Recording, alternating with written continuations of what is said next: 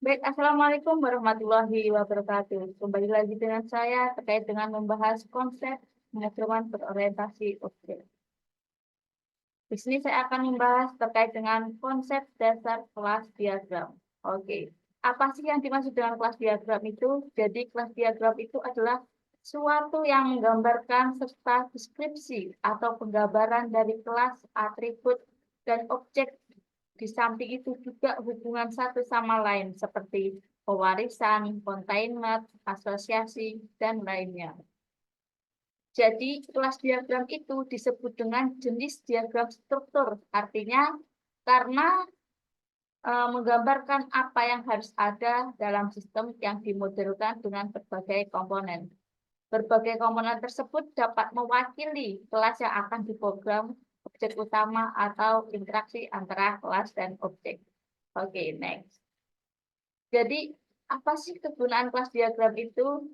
Kegunaan kelas diagram itu di antara lain ada untuk menjelaskan suatu model data untuk program informasi, tidak peduli apakah model itu tersebut sederhana maupun kompleks. Selanjutnya, dengan menguasai kelas diagram, maka akan meningkatkan pemahaman mengenai gambaran umum, skema dari suatu program tersebut. Jadi, jika mampu menyatakan secara visual, maka akan kebutuhan spesifik suatu informasi serta dapat berbagai informasi tersebut ke seluruh bisnis. Dengan kelas diagram ini dapat dibuat bagan secara terperinci dan jelas dengan cara memperhatikan kode spesifik apa saja yang dibutuhkan oleh program. Hal ini mampu mengimplementasikan ke struktur yang dijelaskan. Jadi kelas diagram itu mampu memberikan penjelasan implementasi independen dari suatu jenis program yang digunakan. Kemudian dilewatkan di antara berbagai komponennya. Oke, next. Selanjutnya saya akan membahas terkait dengan notasi kelas diagram. Di sini ada beberapa notasi kelas diagram. Yang pertama ada kelas, interface, package, atau extended.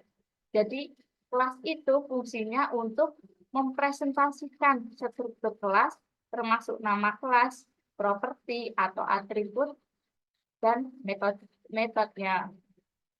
Selanjutnya interface. Fungsinya ini untuk mempresentasikan kelas abstrak atau disebut dengan interface, itu termasuk nama interface, properti atau atribut, dan metodenya. Yang terakhir, package atau expanded.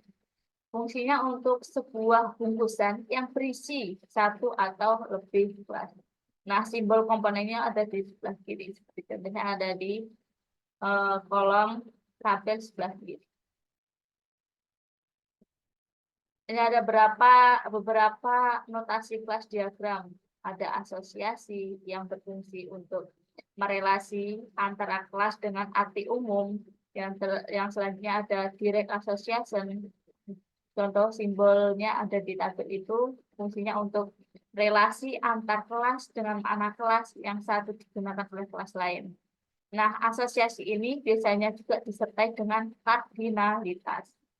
Selanjutnya ada inheritance yang berfungsi untuk relasi antar subkelas ke superkelas dengan superkelas bukan kelas abstrak atau interface. Selanjutnya ada interface realization yang berfungsi untuk merealisasikan antara subkelas ke superkelas dengan superkelas adalah kelas abstrak. Ada dependensi dan lain sebagainya.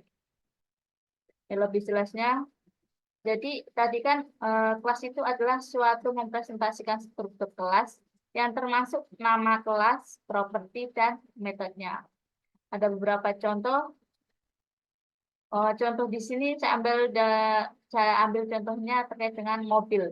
Itu ada tanda kurang, ada tanda pagar, dan tanda tambah. Jadi yang kurang itu artinya private, yang pagar itu artinya protect, dan yang tambah itu artinya public. Di mana string integer boolean itu termasuk dalam tipe data property. Dan yang bawahnya itu ada konstruktor auto driving, itu sama, ada ditambah, ada minus, dan ada pagar. Artinya sama, itu artinya pengkapsulasi. Itu artinya pengkapsulasi. Nah, tanda void, void dan string itu termasuk jenis metodenya.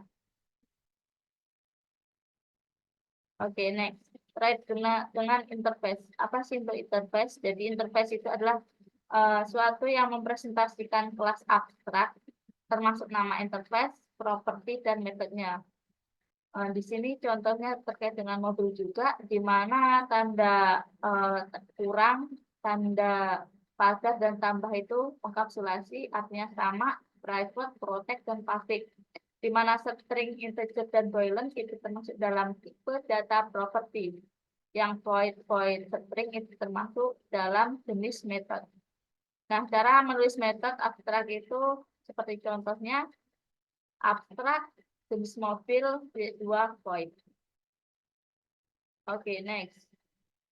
Terima kasih. Demikian video yang dapat saya jelaskan. Kurang lebihnya saya mohon maaf. Saya akhiri. Wassalamualaikum warahmatullahi wabarakatuh.